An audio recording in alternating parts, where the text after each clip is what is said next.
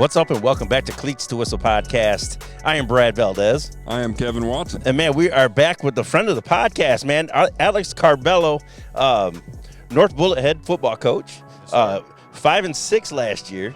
Yeah, we had I think a really positive campaign. Some of our goals we fell a little short, but I think it was a really good first season for me as a head coach. And first year into the stadium, there's a lot of excitement surrounding the football program, so it's a really good time. Yeah. They ran into a buzzsaw in the playoffs. Oh, come on.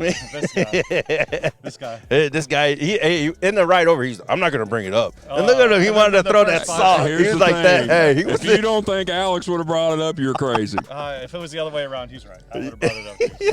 So. But, man, we appreciate you for having us on, Absolutely. man. Beautiful Friday night, man. We are here. If you can't see, this is Lift Under the Lights, man. How do you come up with these ideas, man? You got the travel night or a trivia night. Now you got this, man. Are you stealing this from somebody? No, I really spend a lot of time. I steal some stuff, don't get me wrong. But this was actually my idea. I really try to find unique experiences for the boys. I think as a head coach, if I can provide them memories beyond the game of football, then I'm really doing my job pretty darn well. Because at the end of the day, thinking back to my football career, of course I remember some moments on the field, but I think the moments off the field are as impactful or more impactful. Plus, they get to have fun. They get a T-shirt. They get pizza. They get to try to do something fun with music on and the lights on. You got a beautiful stadium. Why not use it? So trying to inject energy, trying to attract new players by doing fun things beyond just practicing games. And I think in today's football, kids want experiences. So that's why I'm here, and that's why we're doing This is a great team-building exercise. Yeah, I think so. They're going to cheer for each other, and we've maxed out in February. They maxed out on squat and power clean earlier this week, so tonight's bench press. Yes, it's a beautiful. So, hey, thank you for the shirts too, I man. had These are to beautiful. Hey, I look good in these colors, man. We're gonna be eagle for the night, That's man. right. So that's beautiful. But man, let's talk about last year a little bit before we get into this team this year, man. 2-2 in district. The two games that I went live were phenomenal, man. The atmosphere for the Bullitt East game when you had the Bullitt Cup. Mm-hmm. Oh my, electric, Coach. It's like Louisville, Kentucky. Oh, it's nuts, Michigan, dude. Ohio State. I mean, it's. Yeah. So that was the first game in the stadium. And I think we had 3,500 people between the two sides. And we were right there in the first half. And they're obviously an excellent football program. You don't win the 6A state championship without being a really good program. So our boys played their absolute tails off. And I think their depth kind of wore on us in the second half. We were down a couple of players, but I couldn't have been more proud. It was one of those moments, I think, as a competitor, you looked around a couple times and the lights are flashing and the crowd's screaming. And I kind of had to think to myself, this is a real special moment for myself and the boys. Yeah, because if you weren't here, it's electric, and that was my first experience with the Bullitt Cup, man. Mm-hmm. So that was another thing. Plus, you did have defending state champ come in, so it was more juice. Could be my first Bullitt Cup coming up on the horizon, man. Oh, so we played them at their place this year, and then Bullitt Central, which is also a district game, is here. So that should be a really, really good game. It's the last year of that district. Didn't last long, did it? Bullitt Central's in our district again next they time. Are? Yeah, it'd be North Bullitt. It's North Central, J-Town, Seneca, and Fairdale. Oh, wow. Five-team district. Wow, that's going to be a good district, though. And then the other Louisville 5A district, I think, is Iroquois, Butler, Atherton. Southern? No, I can't remember the other one. Wow. And then the second game that I came to live, it was you versus Moore. Oh. This was a huge game, man. Oh, yeah. This was an absolute monster game. But you guys started off with a bang and it ended with a bang, man. So take us through that opening kickoff, man. And I'll actually put the clip in right now. If you have not checked out the podcast, go check out the podcast. These great kids. Kicked it. It's returnable. Oh. Easy break. Opening. Touchdown. Eagle. And electric. Yeah. So we knew going into that game that if we wanted to host a playoff game or have a chance to host a playoff game, we had to win that game. and we started with a kick six to a kid whose birthday it was. So, you know, that you can't start much better than that. They're a good football team that we had to grind it out. You know, it was low scoring. And then you want to talk about ending with a bang. Moore's going for a 2-point conversion and the win. Sound noise!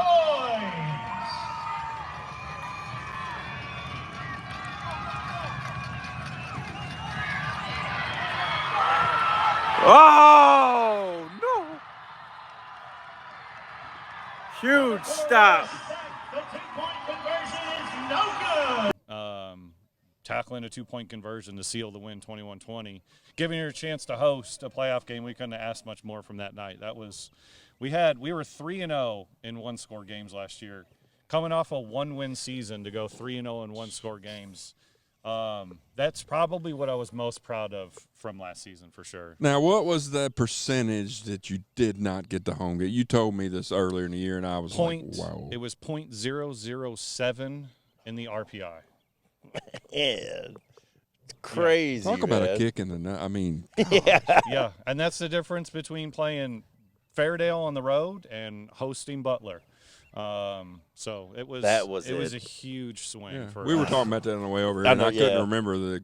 Yep, I knew you had to win the last game, but and I didn't know. I was probably up till about 2 or 3 a.m. refreshing the website, Click, just click, refresh, and I don't think it updated till 8 or 9 Saturday morning, and we found out we were going to Fairdale.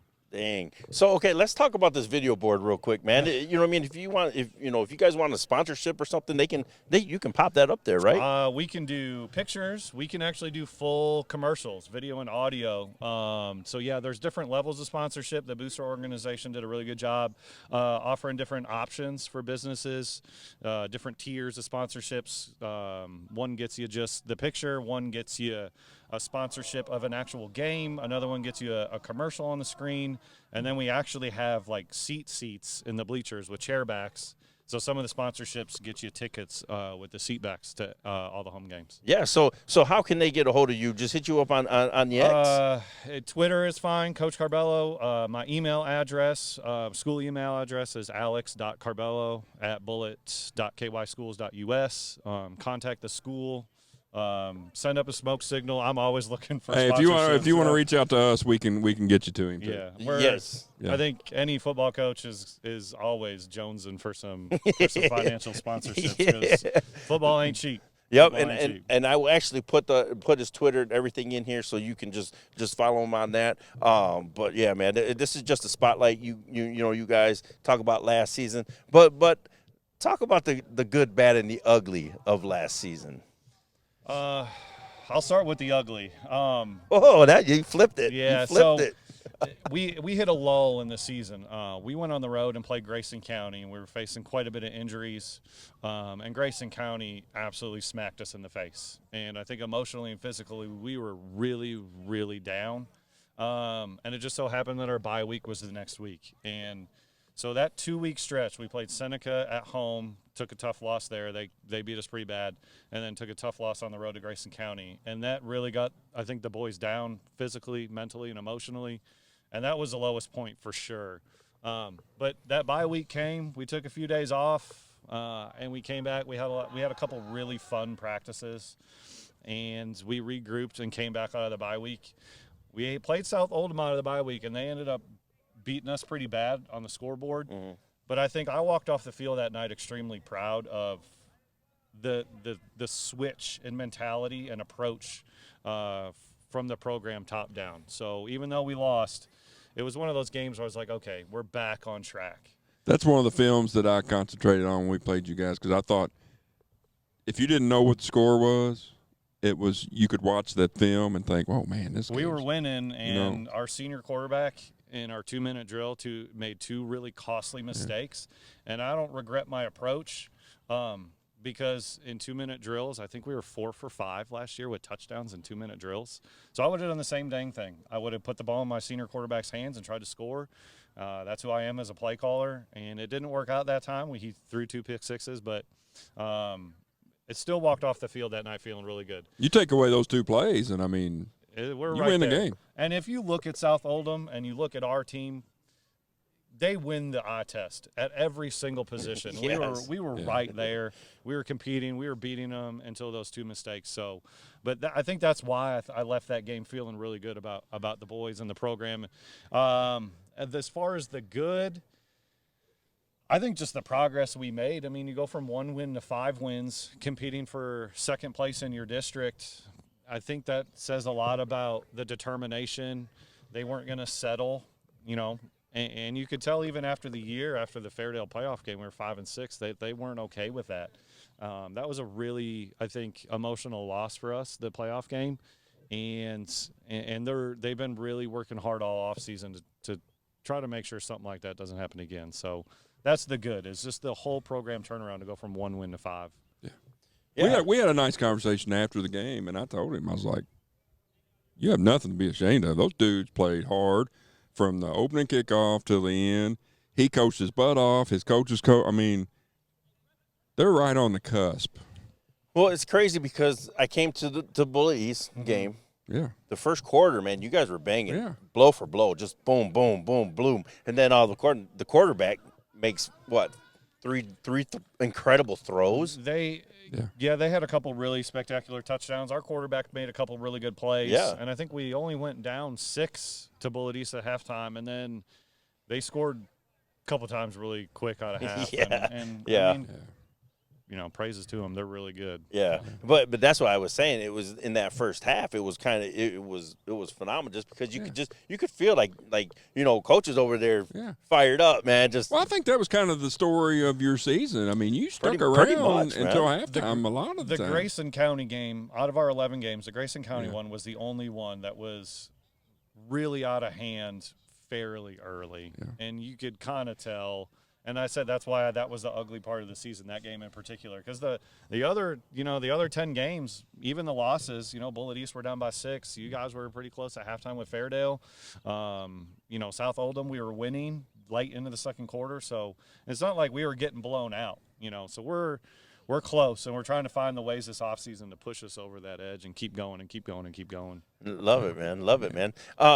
What's like I just ate a bug. Get your protein for the day. God, did you guys see it fly in my mouth? Something's in my throat. Well, whatever, man. Look at your shoes, man. Are you a sneakerhead? I am. It's my guilty pleasure.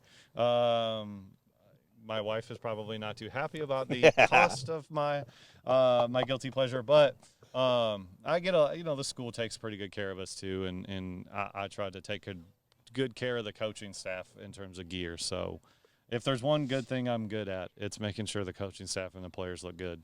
So there you go. What's your favorite shoe you ever owned? Nike Jordan 11s. 11s, really? 11s, yeah. I had a pair growing up, and I played basketball in them. So maybe about a year ago, I got another pair of 11s. The first ones I've had since I was a kid. So those are my favorite.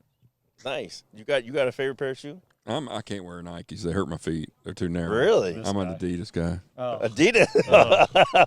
Oh, my goodness. I'm a Louisville fan, too. I so probably shouldn't complain. We're an Adidas school. Very happy with Adidas's apparel, so thank you very much, Adidas. Shout out. I've got a pair of Jordans, and they kill my feet. I just can't.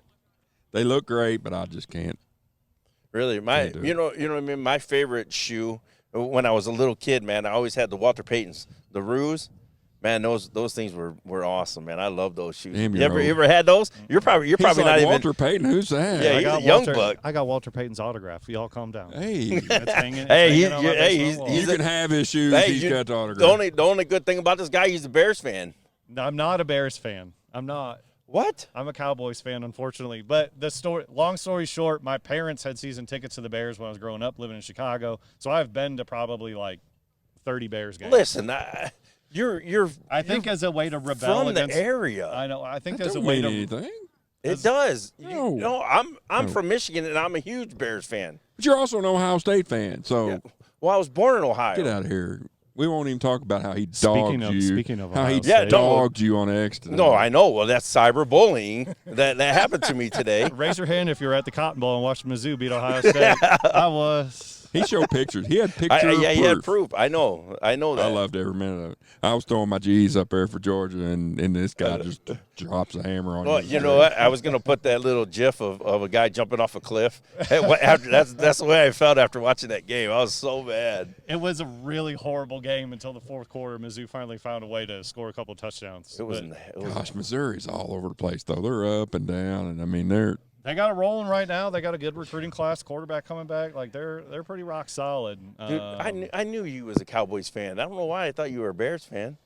Probably because I thought you were from, Well, I was born in Chicago, and that's why I went to all those Bears games. But rebelling against my parents. So we got three different teams here. I know. On all levels. Troy Aikman was my favorite player growing up, and I stuck with it through the really low points. I'm still standing. Danny White years. I'm tougher for it. People make fun of me all the time. I'm like, listen, I'm 37 years old. There's nothing you can say to me about being a Cowboys fan that I already haven't heard 10 times over. So, like, whatever. Well, I think we had the question about coming back out to this place. I love it. He's killing me on Twitter or on the X, and then man, he's a Cowboys fan. That's all right. That's all right, Coach. But with this team this season, man, you guys, you're doing such great things for these kids, giving them experiences and stuff. Talk about your young guys first that are here, man, and then we'll talk about your leaders. So we're going to rely heavily on some upcut. So they're going to be juniors. That's going to be we're going to rely on them a lot. A lot of them got playing time last year as sophomores, and they're going to fit right in and continue to grow. I think our junior class is really going to be key. I'm not discounting the seniors whatsoever because there's a ton of good players and a ton of good leaders, but there's the sophomore group is really loaded with some explosive talent. Some strength and some speed at several different positions too. So that gives us a lot of versatility. Since they're only going to be juniors, they're going to be really experienced, this year and next year. Yeah. Some of them have already started 2 years. So that's really exciting. They've gotten a lot of football in because I've made it a real point of emphasis to play freshman games, JV games. So some of these kids were getting 2 games a week last year. The freshman class last year was getting 2 games a week playing on Mondays and Thursdays. That's the only way we can continue to build and add numbers and add quality depth. So I'm really excited to see what those juniors who even contributed last year as sophomores, what they're going to do this year. And the senior class, there's a lot of boys in that senior class who have played as freshmen out of necessity. We were really, really good 3 years ago, made it to the regional final, and we basically had to start over. And so there's 3 or 4 of them that have started as freshmen.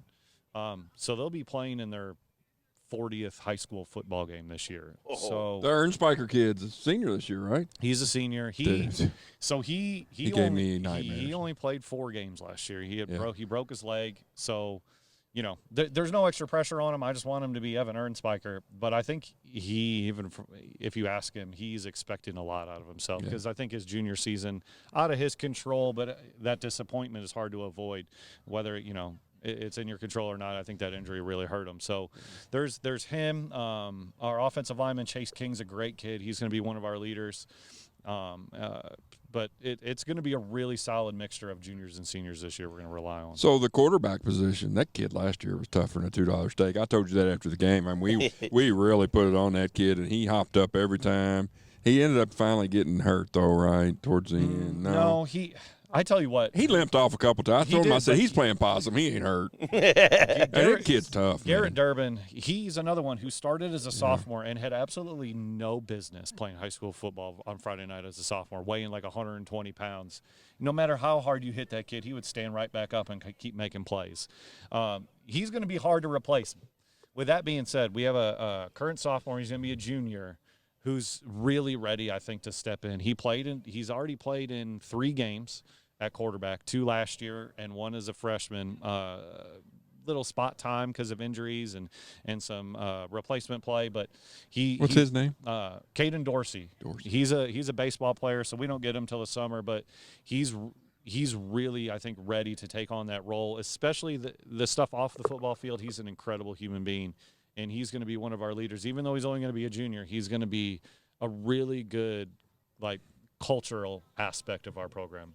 when all else fails, just hand it to Big Mike Allstad. He's got in the backfield, man. And Dude, you know, I'm telling it's you. not a bad plan. And when I went back and evaluated myself as a play caller and ourselves as a team, we have to find more ways to be different because people are going to look at Evan Ernspiker. I mean, he's 6'1", 220 pounds, and people are going to look at him. I'm not gonna lie, my eyes were on him every. Where's he know. going? What's he doing? Yeah, so Hey, if you get it to him on the edge, there ain't a corner in this state that's going to want to tackle him one-on-one. I spent a lot of time this offseason looking at the offense and looking at different ways to get the football to our other playmakers other than Evan, to try to be more creative in the passing game, more creative in the screen game, because we have a couple slot receivers who, when they get the ball in their hands, they can be really, really good. So I got to be better about doing more than just handing it to Evan. But it's not a bad idea. Not a bad idea. Hey, a little wildcat with Evan. Oh, talk about a nightmare.